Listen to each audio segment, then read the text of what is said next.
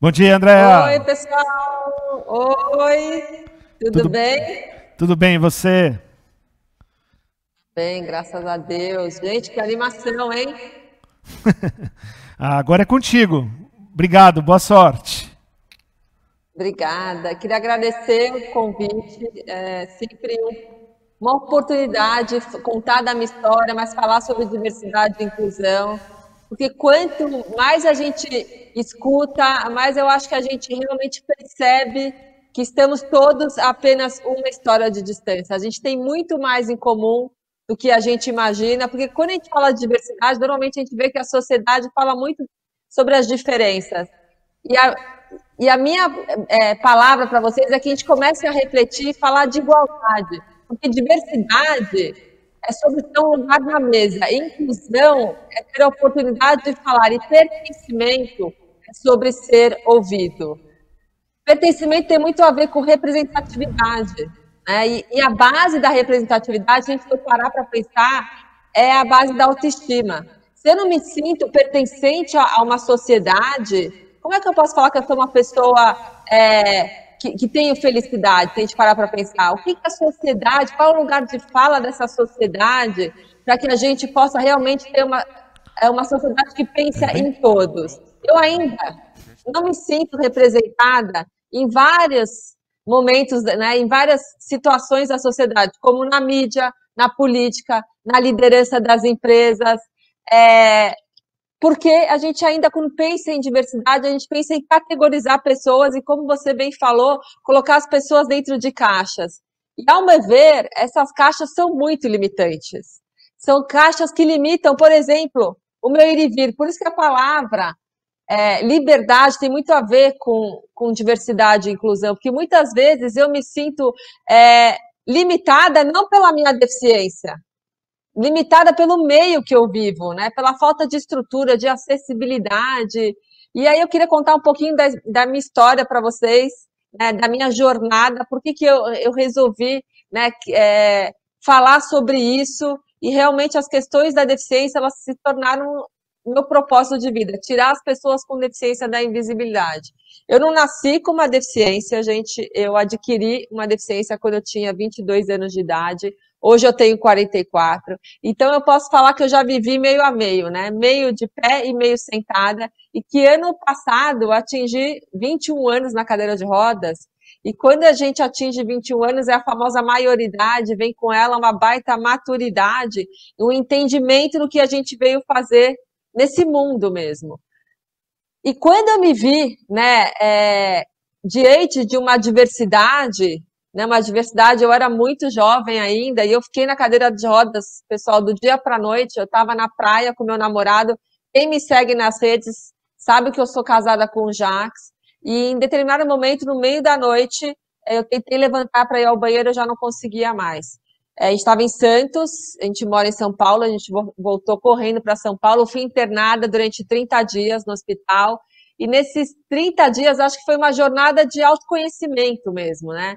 Uma jornada realmente de identificar a força que eu nem sabia que eu tinha.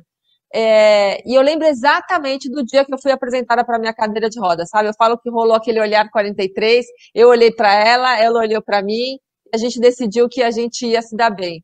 Aliás, nessa pandemia a gente viu que muito pouco a gente controla as coisas que acontecem com a gente, mas o pouco que a gente controla, eu decidi que eu ia passar com positividade. Quando eu saí do hospital, né, eu comecei a perceber que a Andréa continuava a mesma pessoa, só que a sociedade, desde que eu sentei na cadeira de rodas, ela começou a me ver de uma forma muito enviesada, e uma forma que começava a me subestimar em função de eu ter uma deficiência. Só que como eu não me via assim, e eu de verdade acredito que as principais mudanças da nossa vida acontecem quando a gente sai do nosso estado de conforto, e eu me desafiei a sair desse meu estado de conforto, e comecei a me aprofundar, porque vocês imaginam, isso era 1999. Se a gente ainda vê questões, né, de invisibilidade com relação às pessoas com deficiência, naquela época as questões estavam muito institucionalizadas.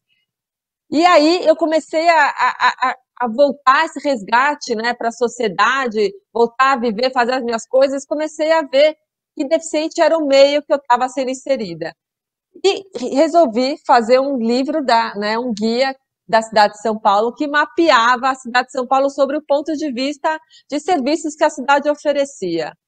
E esse livro foi tão disruptivo na época, né, que a deficiência estava tão institucionalizada, que eu comecei a aparecer muito na mídia, e as empresas começaram a me chamar para prestar consultoria, para que eu pudesse auxiliar as empresas a empregar mais pessoas com deficiência, atender mais pessoas com deficiência, e de lá para cá eu já ajudei mais de 20 mil pessoas com deficiência a serem empregadas em mais de 1.000 empresas, publiquei 3 livros, e ano passado eu ganhei um presente do LinkedIn, eu fui nomeada LinkedIn Top Voice, e de verdade o presente é da causa, porque esses assuntos começam a tomar uma relevância e mostra que a gente vive um momento de que a gente pode ser quem a gente é.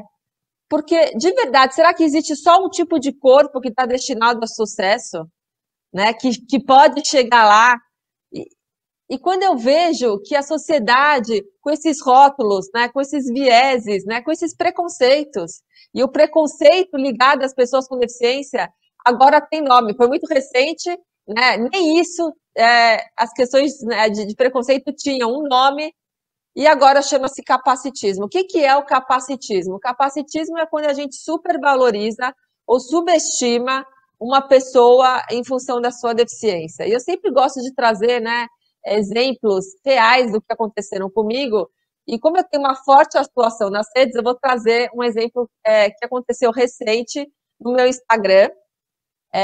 Nessa pandemia, por eu fazer parte do grupo de risco, eu fiquei em lockdown, então a pessoa que vinha me ajudar em casa para faxinar, enfim, parou de vir e eu tive que assumir algumas questões aqui em casa, algumas funções. E aí, os seguidores começaram a perguntar, mas como é que você faz para varrer? Como é que você faz para organizar a sua roupa, a sua cama? Eu falei, quer saber? Eu vou subir um Reels, que é uma forma interativa de subir vídeos no Instagram, para normalizar essas questões. E eu fiz o Reels viralizou na rede, veio uma revista de grande circulação nacional, pegou meu Reels e publicou no feed deles, sem a minha autorização, com a seguinte frase capacitista: se até ela consegue faxinar a própria casa, qual é sua desculpa agora para não fazer? Gente, isso é muito capacitismo. Vou analisar sobre 3 pontos. O primeiro, me tornando uma super heroína por limpar minha casa. É uma atividade comum e cada um faz do seu jeito. Fazendo dessa forma, que é o segundo ponto, ela está tentando minimizar a minha deficiência. E a minha deficiência, ela existe. Ela é um fato. Aliás, o princípio da equidade já fala que precisa reconhecer as diferenças para se atingir uma igualdade. Então, tem que realmente levar em consideração. A Andréia, ela é composta por várias características, né? Eu sou uma mulher real, plural, com mais de 40 anos, mãe do Guilherme e do Leonardo, esposa do Jax, empreendedora social, palestrante, influenciadora digital e sou uma pessoa com deficiência. Então, a deficiência, ela é parte do que eu sou hoje.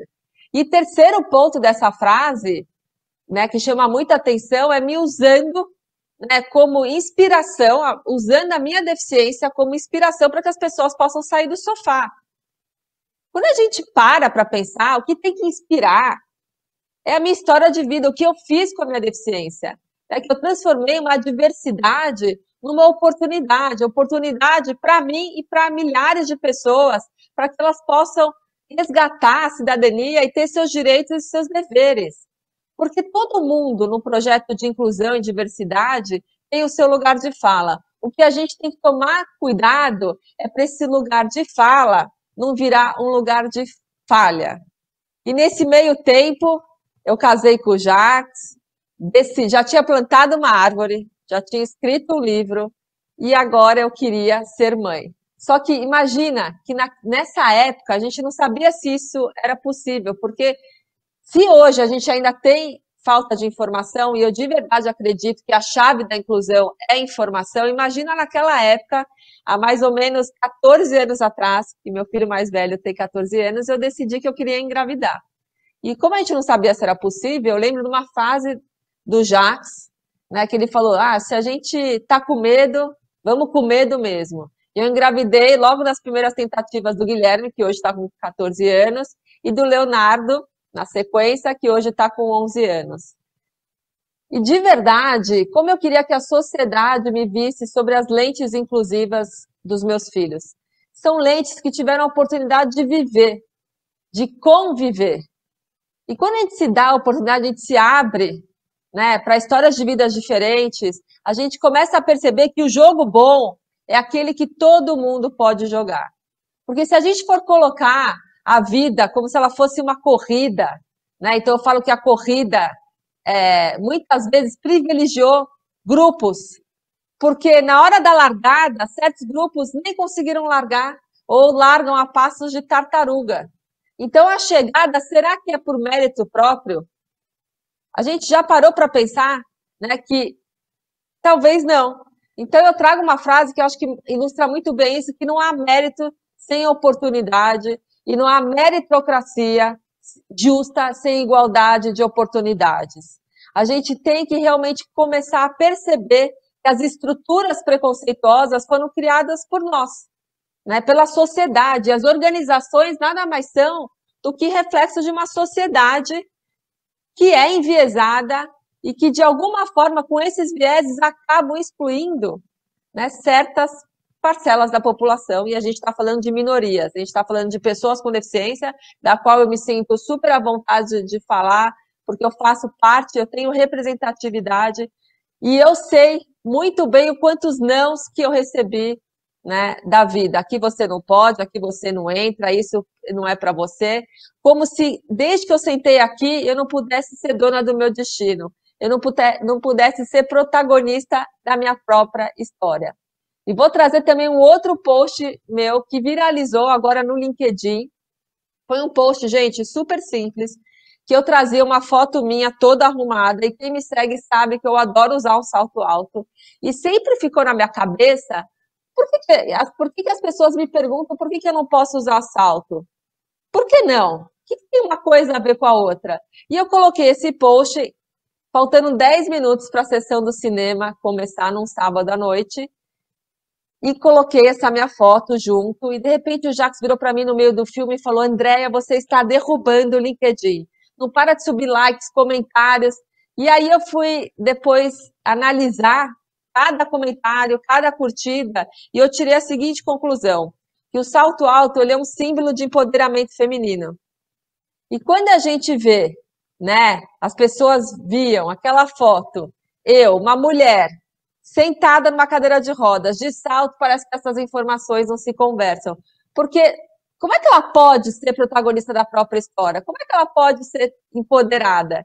E aí eu trago uma frase da Alexandra Lojas, quem não segue ela, fica a dica para seguir. Ela fala muito sobre equidade racial, e essa frase ilustra bem esse post que diz, se alguma vez você abaixar a cabeça, que seja para admirar os seus sapatos.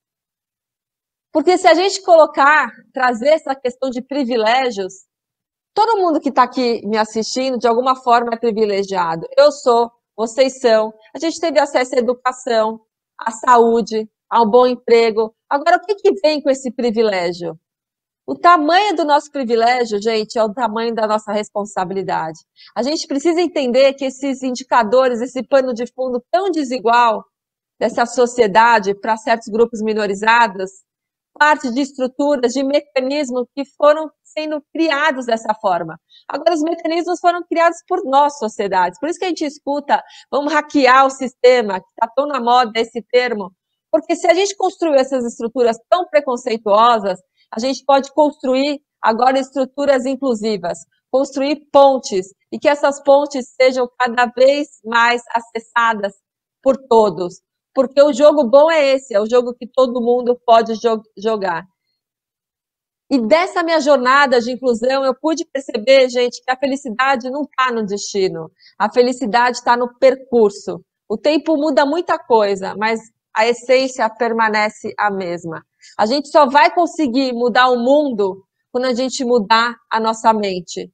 Porque tem um legado que a gente quer deixar que é tangível para as próximas gerações. Então, para os meus filhos, eu quero deixar educação, cultura, bens materiais, mas tem um legado que ele é intangível.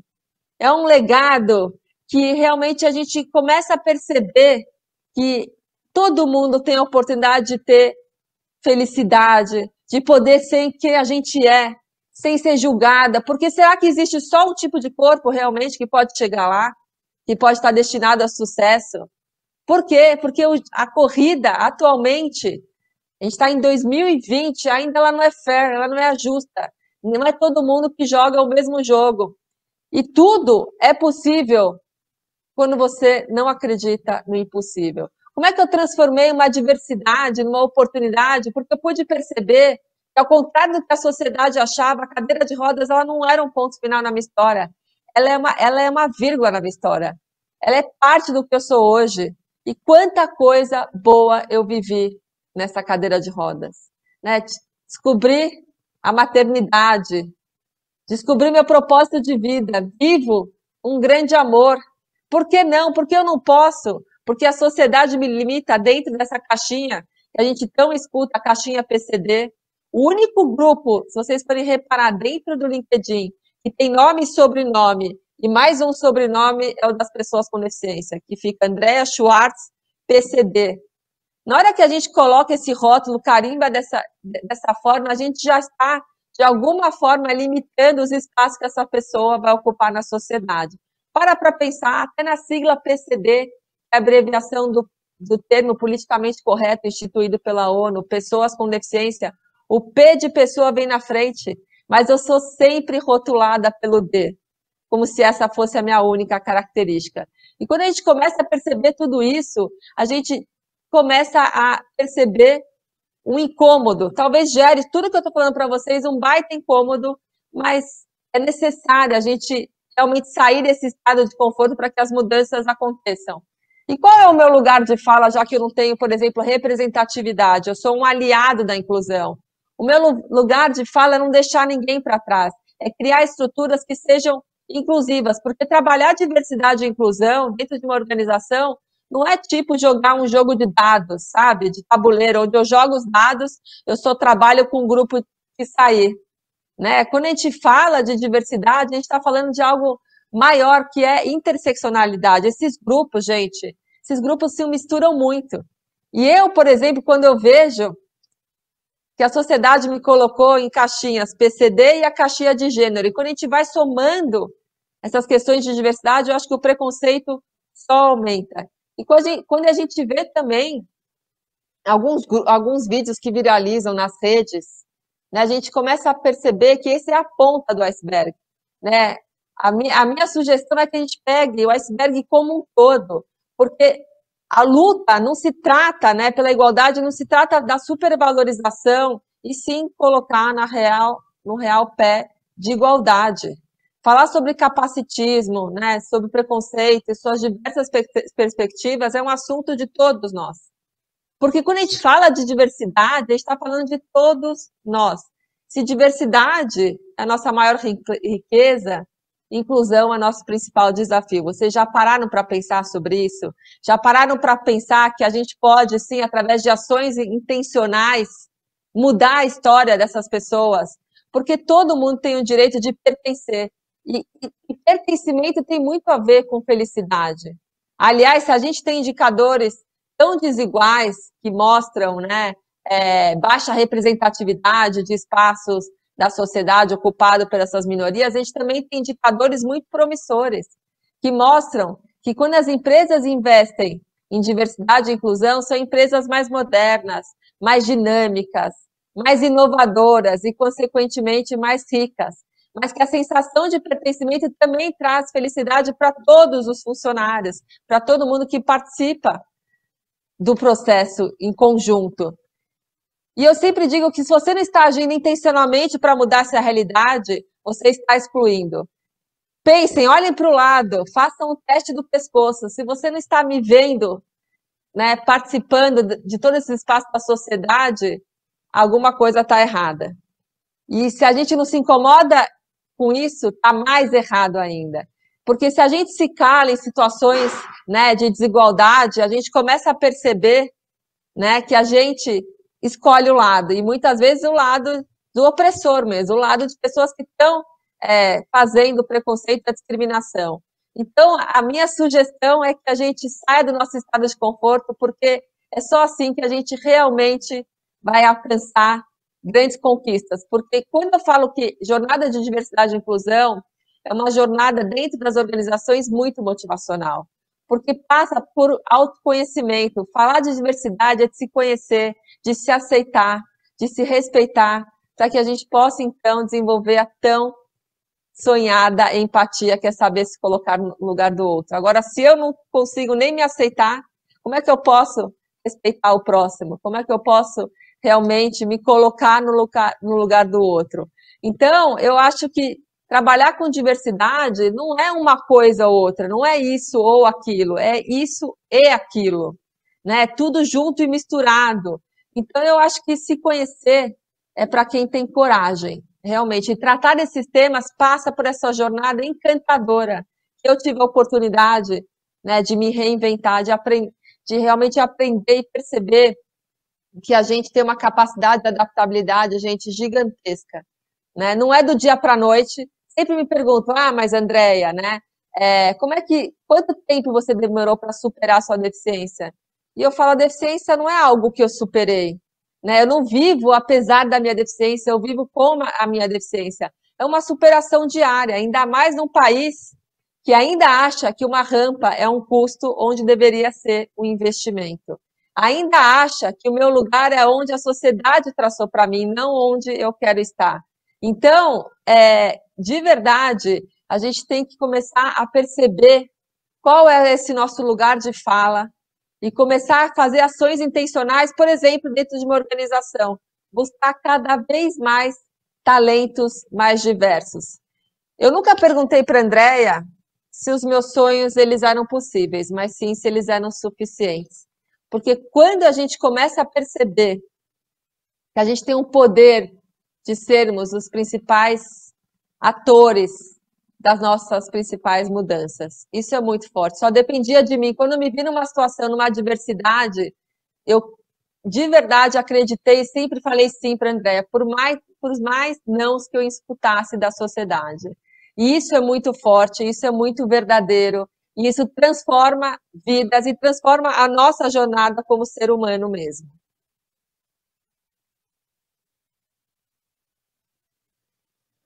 Tá sem. Muito bom, Andréa. Deixa eu bater um papo com você rapidinho. Tô muito contente de ter você aqui. Antes, até para não esquecer ele não brigar comigo, já manda aquele grande beijo pro Jacques, tá? Que cada vez que eu falo com ele também, a energia que ele transmite, para mim, mostra muito desse casal que vocês se mostram ali, não só em mídia social, como no dia a dia, vocês têm uma harmonia muito gostosa.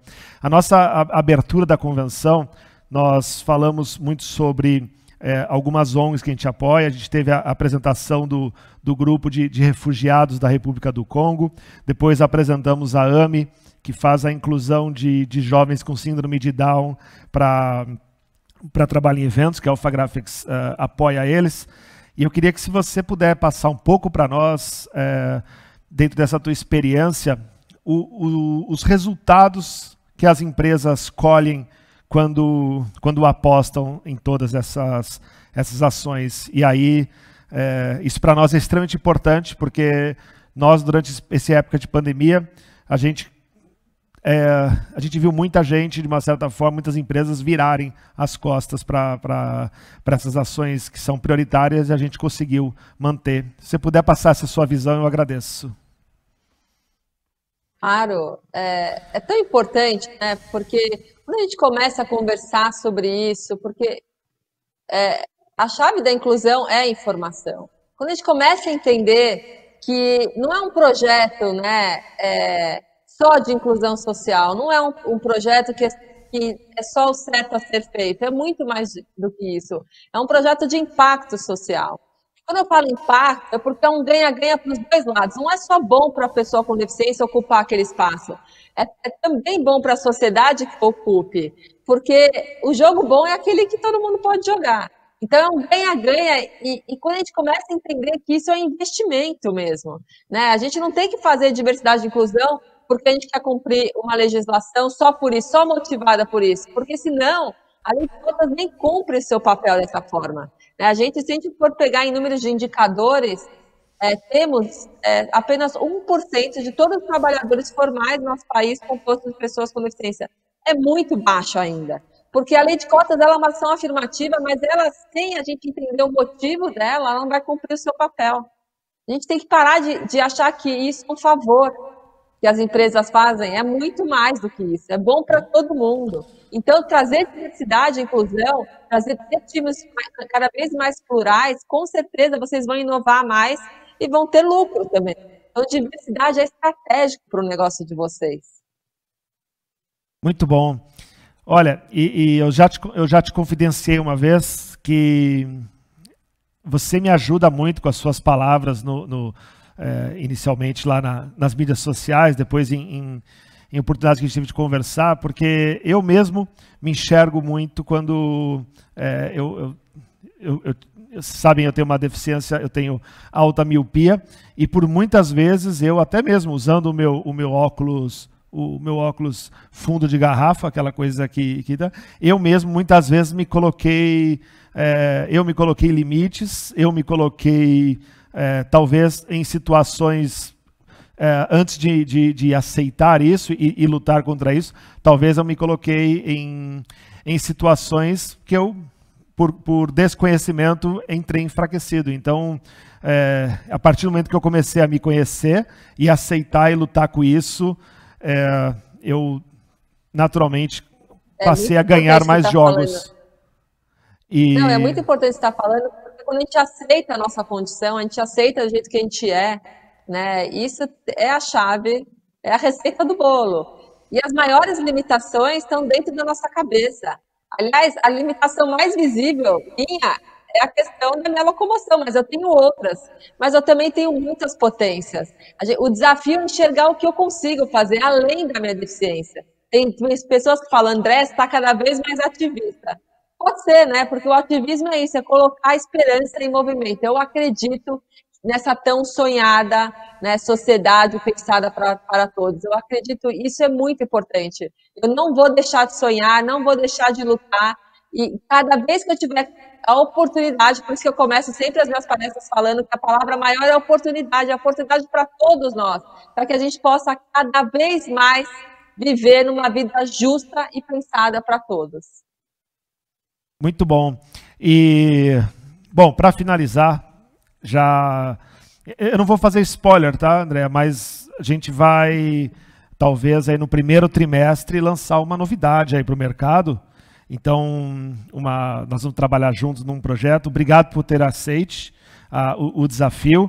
E eu tenho certeza que vai ajudar não só a sociedade de uma forma geral, mas você vai participar com a gente de uma revolução também de uma indústria. Você tá, ou seja... Estou super feliz. Adorei o convite e vai ser incrível. Porque quanto mais a gente conseguir realmente trazer esse contexto, colocar esse assunto em evidência, por isso que eu me exponho tanto nas redes sociais, né? Porque eu acho que quanto mais a gente falar sobre isso, mais normalizar essas questões, menos enviesados a gente vai ser, menos rótulos a gente vai colocar em pessoas, e dessa forma não vai criar estereótipos, julgamentos que limitam, sim, os espaços que eu posso ocupar nessa sociedade. Muito bom. Show de bola. André, obrigado de coração, tá? Obrigada a vocês. Um abraço. E esse assunto é uma jornada, gente. Não acaba aqui, né? Então, quem quiser se conectar comigo nas minhas redes, eu sempre procuro responder a todos para que realmente a gente possa conversar e continuar esse assunto e quebrar muitos rótulos. Um abraço, até mais. Beijos, valeu. Tchau, beijo. Fica com Deus. Tchau. Muito bom. Obrigado, André. Eu falei que não ia dar spoiler, mas eu sempre sou eu acabo ficando na hora feliz, mas a gente vai ter uma grande parceria dentro de construção nossa, de novo, de sociedade, mas uma união com uma das top influencers do LinkedIn para um projeto que está prestes a ser anunciado.